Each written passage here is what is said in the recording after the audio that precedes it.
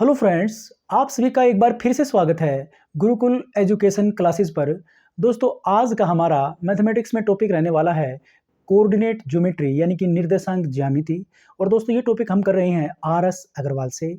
और जैसा कि हम हमेशा से ही करते आए हैं, इसके बेसिक्स और इनसे रिलेटेड जो हमारे फॉर्मूले बनेंगे हम उसके ऊपर डिस्कशन करेंगे। इसके साथ साथ हम इम्पोर्टेंट क्वेश्चंस जो उन फॉर्मूलों पर और बेसिक्स पर रिलेटेड होंगे वो भी हम करने वाले हैं। तो शुरू करने से पहले अगर आपने अभी तक गुरुकुल एजुकेशन क्लासेस को सब्सक्राइब नहीं किया है तो प्लीज़ सब्सक्राइब कर लीजिए। तो दोस्तों, शुरू करते हैं कोऑर्डिनेट ज्योमेट्री यानी कि निर्देशांक ज्यामिति।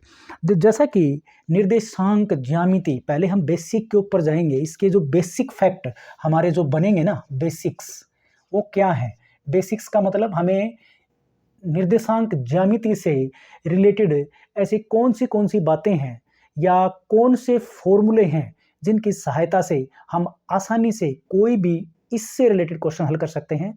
तो उस बेसिक्स के ऊपर अगर हम जाते हैं तो सबसे पहले इसके अंदर होता है पाद की स्थिति बताना। तो जिसको मैं जिक्र करूंगा, एक शब्द है इसका पाद, दूसरा इसका शब्द है चतुर्थांश। जैसे कि 10th क्लास के अंदर आपने पढ़ा होगा चतुर्थांश। और इंग्लिश में अगर हम कहें तो इंग्लिश में इसको बोलते हैं क्वाड्रेंट। क्वाड्रेंट ये आपको पता होना चाहिए, क्योंकि इनमें से ये शब्द आ सकता है, ये शब्द भी आ सकता है। तो आपको दोनों आपके माइंड में होंगे तो आप पेपर में कंफ्यूज नहीं होंगे। तो इसमें हम बेसिक का जिक्र कर रहे थे, तो बेसिक के जिक्र करने के साथ साथ हम चतुर्थांश के ऊपर जाते हैं। बेसिक्स के ऊपर, तो चतुर्थांश के ऊपर जाएंगे तो एक समतल प्लेन, एक प्लेन लेते हैं हम। ये प्लेन है, एक प्लेन एरिया, जिसको आप सभी को जानते हो। ये एक्स एक्सिस होता है, ये वाई एक्सिस होता है। अगर इसको एक्स डैश कहते हैं, इसको वाई डैश कहते हैं। तो चतुर्थांश के ऊपर जो प्रश्न पूछे जाते हैं उसमें क्या होता है कि जैसे आपने ग्राफ के बारे में सुना होगा, ग्राफ कॉपी या ग्राफ का पेज, कई बार एग्जामिनर्स जैसे 10वीं क्लास में, 12th क्लास में, 11th क्लास में हमें ग्राफ का पेज मिलता था और उसकी हमें आवश्यकता पड़ती थी। उसमें क्या होता है, जब हमें ग्राफ ड्रा करना होता है ना, तो हमारे पास एक्स और वाई की वैल्यूज होती थी जिसको हम उस ग्राफ में ड्रा करते थे। इस तरह से एक समतल प्लेन में एक लंबवत रेखा और एक इसको बिल्कुल 90 डिग्री पर काटती हुई जो है एक समानांतर रेखा हम उस पर खींचते थे। उसी को हम यहाँ पर प्लेन नाम दे रहे हैं, जिसको हम इसको एक्स एक्स कहते हैं, एक्स एक्स, और ये वाई एक्स, और ये एक्स डैश एक्स, ये भी एक्स ही है लेकिन एक्स डैश हो गया, इसका दूसरी तरफ का पार्ट होगा वाई डैश एक्स। ये इस तरह से होता है। इसमें क्या होता है, ये हमारा होता है प्रथम चतुर्थांश। चतुर्थांश ये प्रथम है चतुर्थांश, ये हमारा द्वितीय सेकंड चतुर्थांश है ये चतुर्थांश, और ये है हमारा तीसरा चतुर्थांश, और ये है हमारा चौथा चतुर्थांश।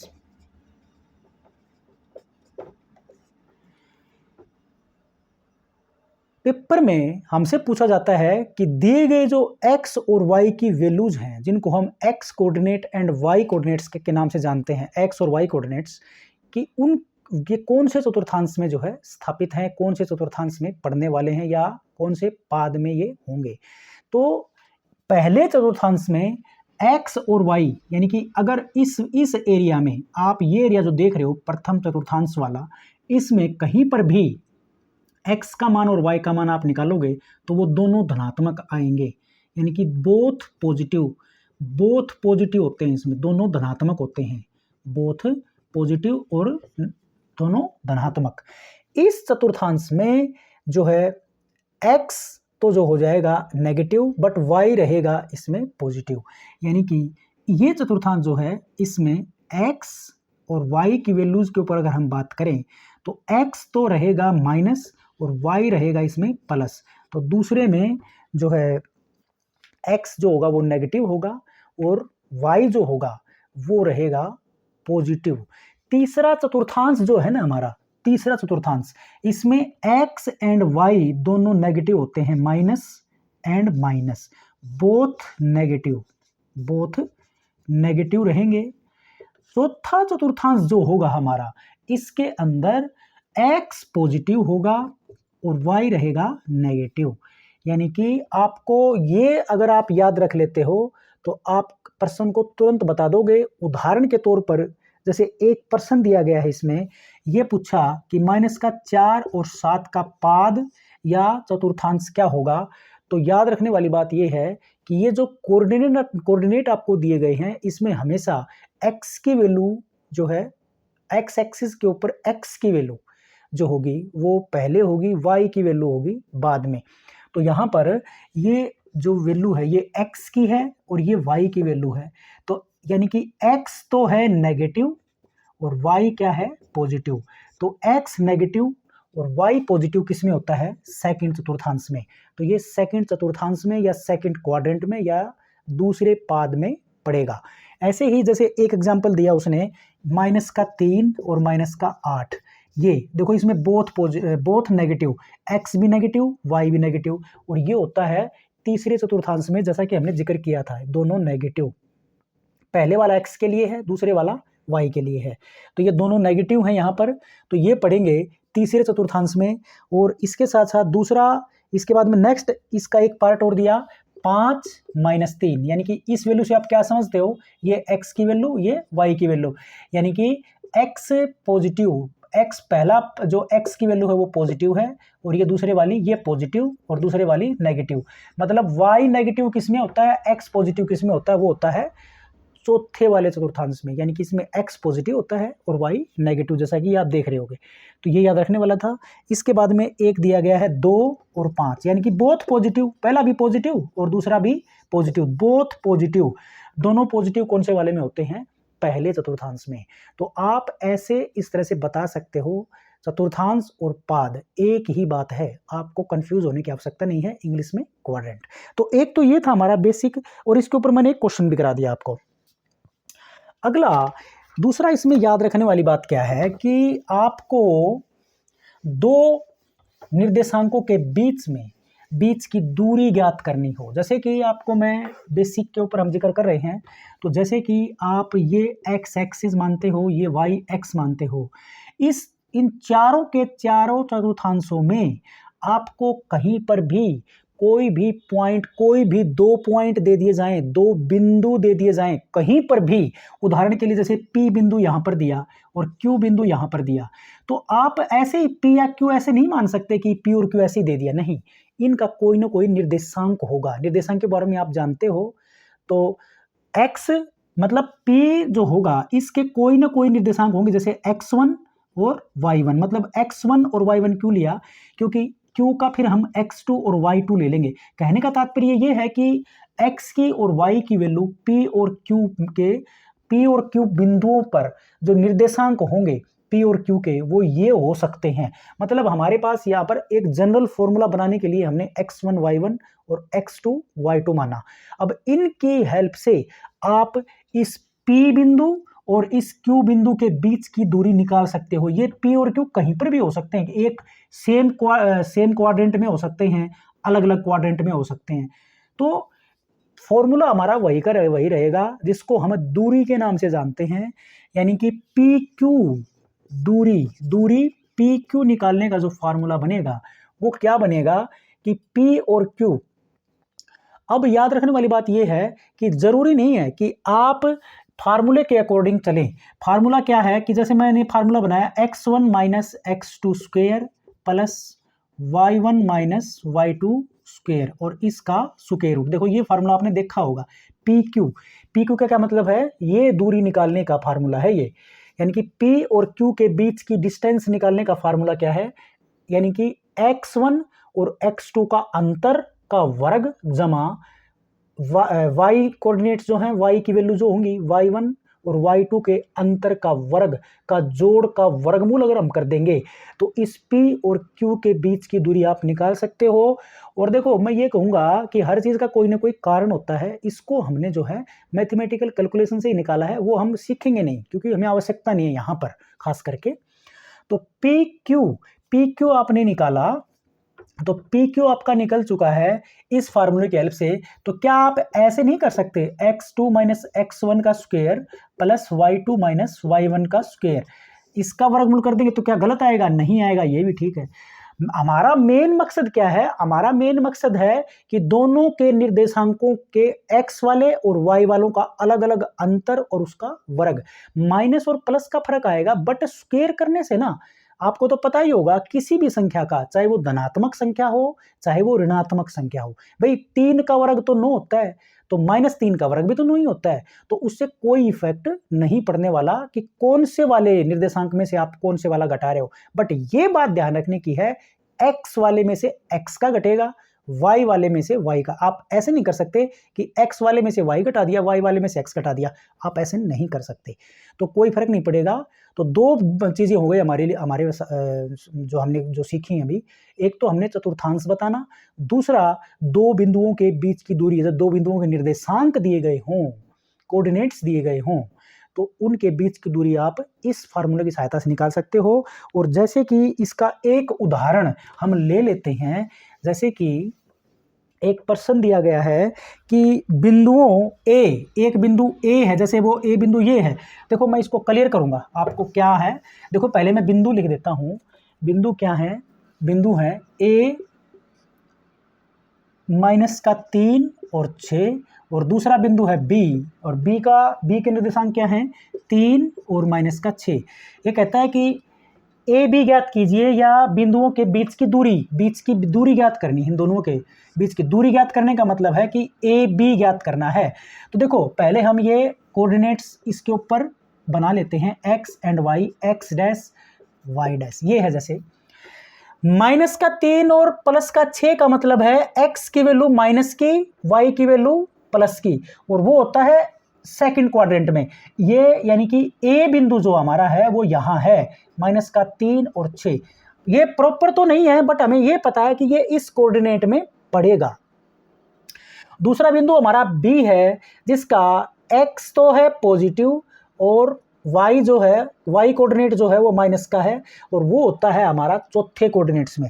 चौथा कोऑर्डिनेट जो होता है ना, उसमें x तो होता है पॉजिटिव, पहले वाला निर्देशांक धनात्मक होता है, दूसरे वाला ऋणात्मक होता है।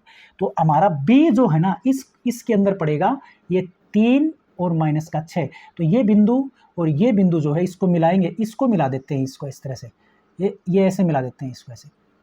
तो ये डिस्टेंस जो है ना, हमें ये निकालनी है, यानी कि ए बी निकालना है। तो दूरी निकालने का सूत्र का ये समझाने के लिए था, आपको कुछ करना नहीं है, आप इस तरह से ड्रा नहीं करेंगे, आपको केवल और केवल फार्मूले की हेल्प से इसको हल करेंगे। यानी कि ए बी निकालने का फार्मूला, तो जस्ट हमने अभी दूरी निकालने का फार्मूला यूज किया था, यानी कि इसमें से ये वाला घटेगा। यानी कि अगर ये हमारा x1 है तो ये हमारा x2 होगा, और ये हमारा y1 है तो ये हमारा y2 होगा। तो सिर्फ फार्मूला, यानी कि -3 का स्क्वायर, क्योंकि घटाएंगे ना तो ये माइनस का, पहले वाला तो माइनस का ही था, दूसरे वाला घटाएंगे तो वो ऑटोमेटिक माइनस का हो जाएगा, +6 और माइनस इंटू -6, इसका टोटल का स्क्वायर और इसका वर्गमूल। और इसका घटाएंगे तो -3 और -3 होते हैं -6, और -6 का वर्ग करेंगे तो जमा का 36 आ जाएगा, प्लस, ये प्लस का निशान ये हो गया, ये माइनस और ये माइनस की गुणा बनेगी तो ये प्लस का हो जाएगा, 6 और 6 12, 12 का वर्ग होता है 144, और 144 का वर्गमूल। तो 36 और 44, 144 कितने बनेंगे? 70, 180 बनेगा, ये 180 का वर्गमूल। अब 180 के वर्गमूल को इसने कट करके लिख रखा है 6 वर्गमूल 5, यानी कि आप इसको क्या लिख सकते हो, इसके अगर हम फैक्टर करेंगे ना, इसके, या यहाँ पर भी छोड़ सकते हो, वो तो आपके आंसर पे डिपेंड करेगा कि इसका आंसर ये है या कुछ और है। तो इसने इसका वर्गमूल में कन्वर्जन कर रखा है शॉर्ट फॉर्म में। तो 25 छिक्का 25, यानी कि इसके फैक्टर करेंगे ना, 180 के फैक्टर करके देख लो आप। देखो 180 के फैक्टर करें आपने तो आप 5 से कर दो इसको, 5 दिए 15, 5 6 के 30, और 5 दिए 15, 5 6 के 30, और अब 2 से कर लो, या 2 से ही कर लो, 4 से कर लो, 4 में 36। देखो आप 180 को क्या लिख सकते हो, 5 गुणा में 4 गुणा में 9, और इसका वर्गमूल तो पहले से ही था। अब आपको तो पता ही है 4 का वर्गमूल 2 होता है, 9 का वर्गमूल 3 होता है, तो ये 4 के ऊपर से और 9 के ऊपर से वर्गमूल हट जाएगा, ये तो बन जाएगा 2, ये तो बन जाएगा 2 और 9 बन जाएगा 3 क्योंकि उसका वर्गमूल हो गया और 5 अंदर बच गया।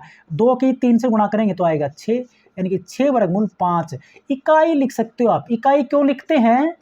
इकाई क्यों लिखते हैं? इकाई इसलिए लिखते हैं क्योंकि हमारे पास हमें नहीं पता, क्योंकि दिस इज ए इकाई, मतलब ये एक लंबाई है, तो लंबाई की कोई ना कोई इकाई होगी भाई, मीटर होगा, सेंटीमीटर होगा या किलोमीटर होगा, जो भी होगा तो वो हम आगे लगा देंगे। जब प्रश्नों में इस तरह के पूछे जाते हैं तो इकाई लिखा मिलता है ज़्यादातर, इसलिए इकाई आगे लगा देते हैं। तो दूरी निकालने का था। तीसरा इसके अंदर अगर 2 बिंदु हैं, अगर हमने अभी जस्ट क्या सीखा कि यदि 2 बिंदु दिए गए हैं किसी निर्देशांक ज्यामिति के अंदर या किसी ग्राफ के अंदर, इसमें एक्स एक्सिस और वाई एक्सिस गिवन हो, तो उनके बीच की दूरी हम जो है आसानी से निकाल सकते हैं। लेकिन यदि 2 बिंदुओं की बजाय 3 बिंदु दे दिए जाएं, अगर 2 बिंदुओं के बजाय यदि 3 बिंदु दे दिए जाएं तो वो एक त्रिभुज बन जाएगी। जैसे कि आपको कोई भी निर्देशांक ज्यामिति, जिस तरह से ये हमारा ग्राफ है, इसको हम ड्रा करते आ रहे हैं, ये चतुर्थांशों का, इसमें कहीं पर भी 3 पॉइंट इस तरह से दे दिए जाएं तो इन 3 बिंदुओं को हम इस तरह से मिला दें तो इस त्रिभुज का, ये एक त्रिभुज, जैसे ये ए बिंदु था, इसके कोई ना कोई निर्देशांक होंगे। ये मान लिया बी बिंदु है, इसके कोई ना कोई निर्देशांक होंगे, तो ये y2 मान लेते हैं, x2 y2। ये सी मान लेते हैं, इसके निर्देशांक होंगे x3 एंड y3 होंगे।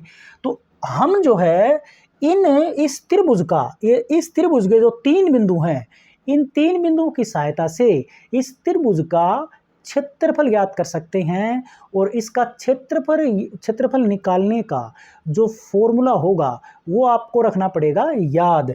तो त्रिभुज ABC का अगर क्षेत्रफल निकालना होगा, जिसको हम डेल्टा से लिखते हैं, तो बराबर होगा 1/2 इंटू x1 बाहर ले लो इंटू x, ये y2, देखो ये 1 है ना तो 2y आया, क्योंकि x1 आया ना तो x की कोई वैल्यू आगे नहीं आएगी। x1 x2 एंड x3 ये तीनों के तीनों बाहर कॉमन रहेंगे। फार्मूला याद रखने का तरीका बता रहा हूं, नहीं तो रट के तो आप कुछ भी कर सकते हो। x1 का ये क्रॉस मल्टीप्लिकेशन है, जैसा कि हमने छोटी क्लासेस में 8 9वीं में 10वीं में एक वज्रगुणन विधि का इस्तेमाल किया था, क्रॉस मल्टीप्लिकेशन कह लो, उस विधि से इसको हल कर रखा है, तो मैं ज़्यादा गहराई में नहीं जाऊंगा।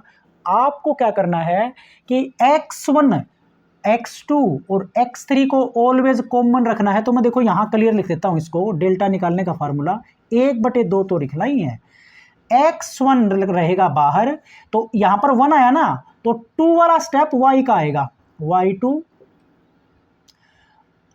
Minus y3।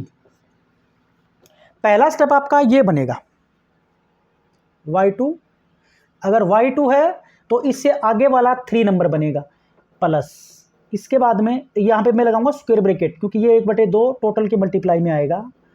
अब x1 आ चुका है तो x2 का नंबर आया, x2, अब ये x2 है ना तो y का ले लगेगा 3, ये 2 है तो ये 3 हो जाएगा y का, और क्या बचेगा y3 के बाद में। अब इसमें y2 नहीं आएगा कहीं पर भी, क्योंकि ये 2 वाला स्टेप आएगा ही नहीं। देखो 1 है ना तो 2 और 3, इसमें 1 वाला स्टेप नहीं आया। यहाँ पर x2 किया आपने तो इसका नेक्स्ट वाले में से क्या घटेगा, फिर ये y2 तो घटेगा नहीं, तो क्या बचेगा y1 बचा हमारे पास, फिर प्लस का निशान। अब तीसरा स्टेप हमारा x3 का है, इंटू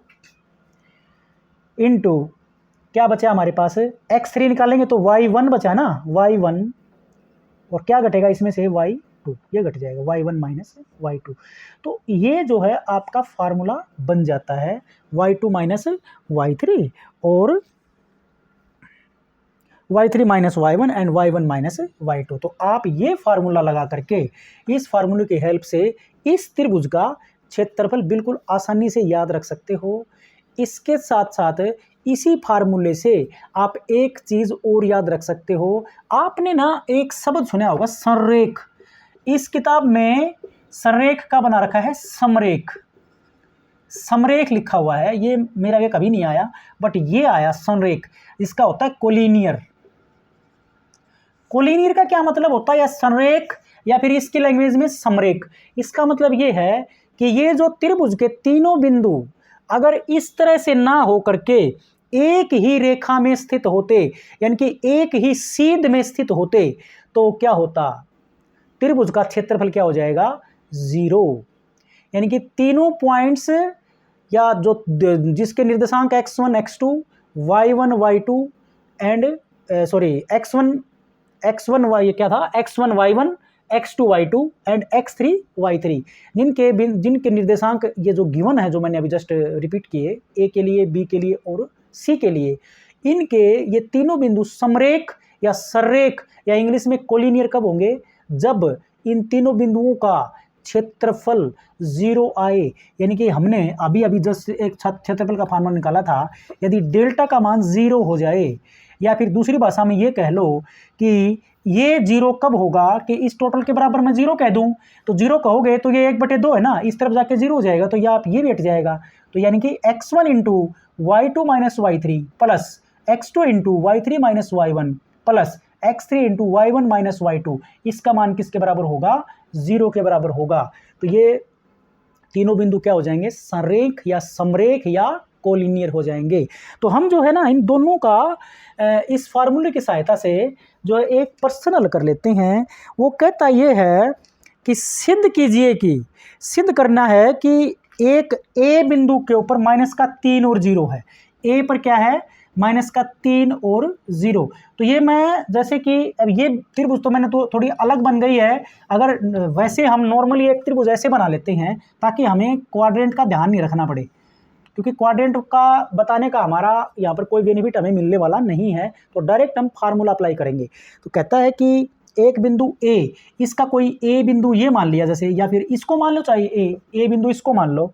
तो ए कहता है कि ए के निर्देशांक हैं -3 और 0, बी इसको मान लो, इसके निर्देशांक दिए गए हैं 1 और -3, और इसके सी मान दिए गए हैं, सी के 4 और 1।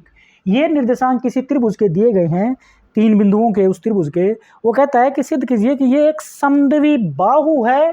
क्या सिद्ध करना है, ये समद्वि बाहु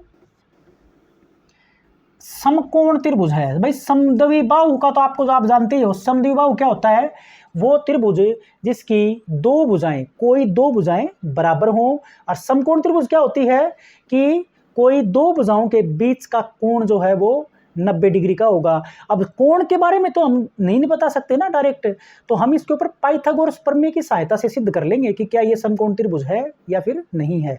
और पाइथागोरस प्रमेय क्या थी, आपको याद ही होगा, मैं फिर रिपीट कर दूं, कर्ण का वर्ग, यानी कि सबसे लंबी भुजा या तिरछी भुजा का वर्ग, या फिर आम भाषा में ये कह लो, हमें तो पता ही नहीं है कर्ण कौन सा है उसका।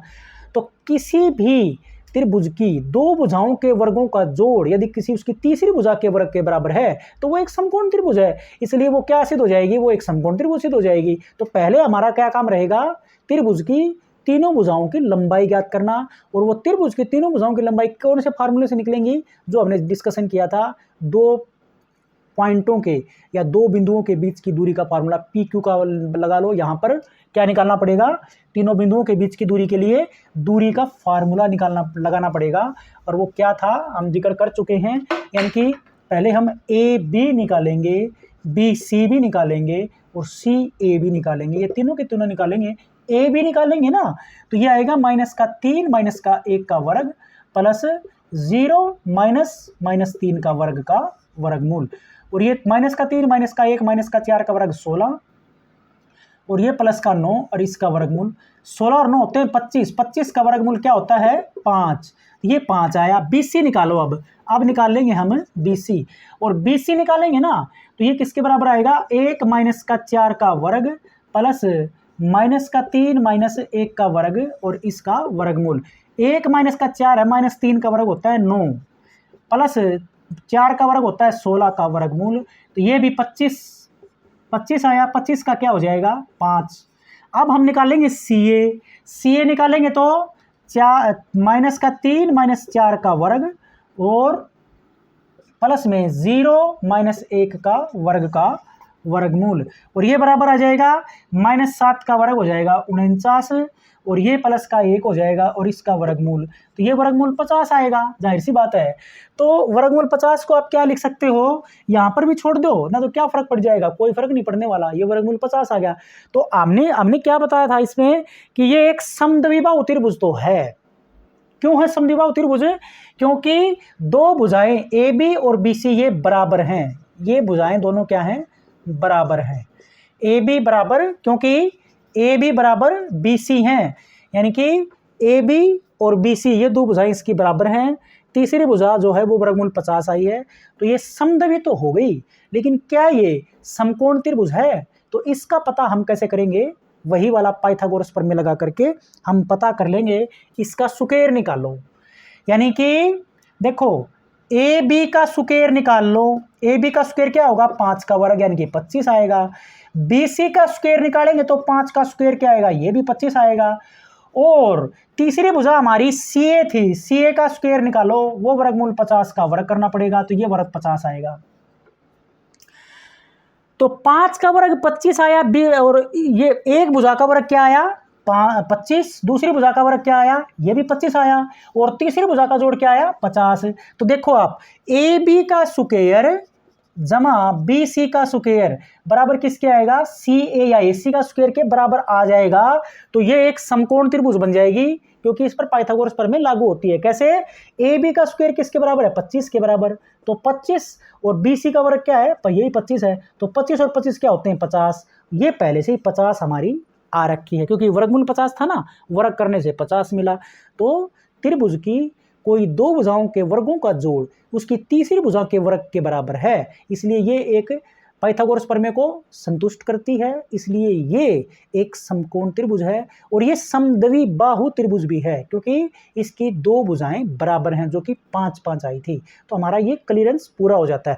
अब मैं इसी के साथ साथ हम करेंगे, जैसा कि मैं कहा था कि त्रिभुज का क्षेत्रफल निकालने का फॉर्मूला हम अप्लाई करेंगे।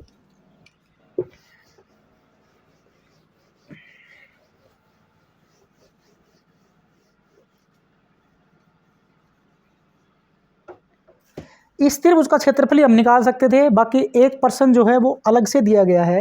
ए के निर्देशांक दिए हैं 1 और 2, बी के निर्देशांक दिए हैं -2 और 3, और सी के निर्देशांक दिए हैं -3 और -4, ये दिए गए हैं। ए, बी और सी इन तीनों के निर्देशांक दिए गए हैं। तो हम इस त्रिभुज का क्षेत्रफल निकालेंगे, और त्रिभुज का क्षेत्रफल निकालने का फार्मूला है 1/2 into x1 into y2 minus y3 plus x2 into y3 minus y1 plus x3 into y1 minus y2। अब ये फार्मूला इसके ऊपर अप्लाई करेंगे ना, x1 क्या है हमारा, हम इसको x1, इसको y1, इसको x2, इसको y2, इसको x3 और इसको y3 मान लें। तो x1 इसका हमारा, ये देखो यहाँ पर ये लगाना चाहिए, क्योंकि ये 1/2 इस टोटल के मल्टीप्लाई यानी कि गुणा में है। तो x1 हमारा इसमें क्या है, 1 है, y2 फिर क्या है हमारा, y2 हमारा है 3, और y3 हमारा क्या है, -4। ये अप्लाई किया, प्लस x2 हमारा क्या है, -2 इंटू y3 हमारा क्या है, -4, और -y1 क्या है हमारा 2, तो -2 हो जाएगा, और प्लस में x3 हमारा क्या है, -3 into y1 minus y2, y1 क्या है हमारा 2, ये हमारा y1 माइनस y2 क्या है हमारा 3, -3। अब इसके ऊपर अप्लाई करेंगे तो 1/2 इंटू, अब ये इसको हल करेंगे ना, देखो इसको अगर हम हल करते हैं तो एक तो बाहर है, कोई इफेक्ट नहीं पड़ेगा, एक का तो गुणा करनी है उसके साथ में, तो 3 + 4 है, ये 7 हो जाएगा, और -2 ये बाहर -2 है, इंटू -4 -2 -6 +12, और ये तो इसका निर्देशांक था। हमारा अगला स्टेप ये था प्लस, और ये 2 में से 3 माइनस का करेंगे तो ये -1 आएगा, बाहर -3 से गुणा करेंगे तो ये +3 हो जाएगा। अब इसको हल करेंगे, 12 और 7 19 और 3 होते हैं 22, तो 22/2 यानी कि 11 स्क्वायर यूनिट कहूँगा मैं इसको, या वर्ग इकाई लिख दो हिंदी में, 11 वर्ग इकाई। तो वर्ग इकाई क्यों लिख रहे हैं? क्योंकि क्षेत्रफल हमेशा वर्ग इकाई में, वर्ग इकाई का मतलब इकाई की जगह पे क्या हो सकता है भाई, सेंटीमीटर हो सकता है, या फिर मीटर हो सकता है, किलोमीटर भी हो सकता है, मतलब इकाई की जगह पे कोई ना कोई दूरी का जो माप होता है वो उसमें आएगा, इसलिए वो वर्ग इकाई लिखता है। स्क्वायर यूनिट लिखो या वर्ग इकाई लिखो। लेकिन एक प्रश्न मैंने समरेख का लेना था, तो उसमें समरेख वाले में ना के का मान निकालना पड़ता है। तो समरेख का मैं उसको डायरेक्ट बताता हूं आपको कि क्या कहता है कि एक प्रश्न इससे नेक्स्ट ही दिया गया है कि के किस मान के लिए, क्या कहता है, के किस मान के लिए, के किस मान के लिए बिंदु, के किस मान के लिए बिंदु दिए गए हैं। एक तो ए बिंदु 1 5 है उसका निर्देशांक, दूसरा बिंदु है बी जिसके निर्देशांक क्या है के और 1, तीसरा बिंदु है सी जिसके निर्देशांक है 4 और 11। ये 3 बिंदु दिए गए हैं, कहता है कि समरेख हैं। मतलब ये कहता है कि के का क्या मान लें कि तीनों बिंदु समरेख हो जाएं। अब समरेख के लिए हमारी कंडीशन क्या थी कि हमारा क्षेत्रफल 0 के बराबर था। तो हमारा जो क्षेत्रफल का फार्मूला था ना वो क्या था, 1/2 हट जाएगा उसमें, मैं जैसा कि मैंने डिस्कशन किया था। तो x1 into y2 minus y3 plus में x2 into y3 minus y1 और plus x3 into y1 minus y2, ये बराबर 0 के हो जाएगा। यानी कि ये डेल्टा है हमारा, ये डेल्टा 0 हो जाना चाहिए। डेल्टा क्या है? त्रिभुज का क्षेत्रफल। तो हमारा जो x1 है ना, x1 हम यहां से ले लेंगे। x1 हमारा क्या है? ये है x1 हमारा, x1 है ये x1 x2, ये सॉरी y1, गलत ले लेता हूं मैं हर बार, x1 y1, ये x2 y2 और ये x3 y3। तो x1 हमारा इसमें 1 है, 1 इंटू y2 हमारा क्या है 1 माइनस y3 क्या है, y3 हमारा है 11 है ना, यस ये 11 है, प्लस में x2 क्या है हमारा, x2 हमारा k है, ये k लिख दिया यहां पर। तो k इंटू y3 क्या है हमारा 11 माइनस y1 क्या है हमारा 5, प्लस में x3 क्या है हमारा 4 इंटू y1 क्या है हमारा 5 है, तो माइनस y2 क्या है हमारा 1, तो ये माइनस का 5, ये बराबर 0 के हो जाएगा। अब इसको आपको कैलकुलेट करना है और k निकालना है। हम पूरा करेंगे इसको, 1 माइनस का 11 हो जाएगा, ये माइनस का 10, 1 से गुणा करेंगे तो ये माइनस का 10 ही रह जाएगा। 11 में से 5 घटेगा तो ये प्लस का 6 बचेगा भाई, क्योंकि प्लस के ज़्यादा हैं, तो प्लस का 6 के, और 5 में से 1 घटेगा तो 4 प्लस का, और बाहर भी 4 है तो 4 चौके 16, तो ये बराबर हो जाएगा 0 के। अब आपको ये हल करेंगे तो ये माइनस का 10 संख्या जुड़ जाएंगे, के वाला स्टेप अलग से रह जाएगा। माइनस का 10 और प्लस का 16 को हल करेंगे तो घटा बनेगी और प्लस के 6 बचेंगे, प्लस के 6। तो ये यहाँ पे लिख देता हूँ मैं, यानी कि 6 के, तो ये वाला स्टेप हो गया यहाँ पर, और माइनस का 10 और प्लस का 16 हो जाएगा, प्लस का 6 बराबर 0, या k बराबर 6 के बराबर माइनस का 6 हो जाएगा, ये इस तरफ जाके माइनस का हो जाएगा। तो k का मान माइनस का 6/6, 6 से 6 कटेगा तो माइनस का 1, तो k का मान -1 होगा। तो ये बिंदु समरेख हो जाएंगे। और कई जगह पे ये बताते हैं कि बताइए कि क्या ये बिंदु समरेख हैं, तो आपको त्रिभुज का क्षेत्रफल का फार्मूला लगा दो, उसको अगर हम हल करेंगे तो क्षेत्रफल का मान यदि 0 आ जाए तो बिंदु क्या होंगे, संरेख या समरेख या फिर कोलिनियर होंगे।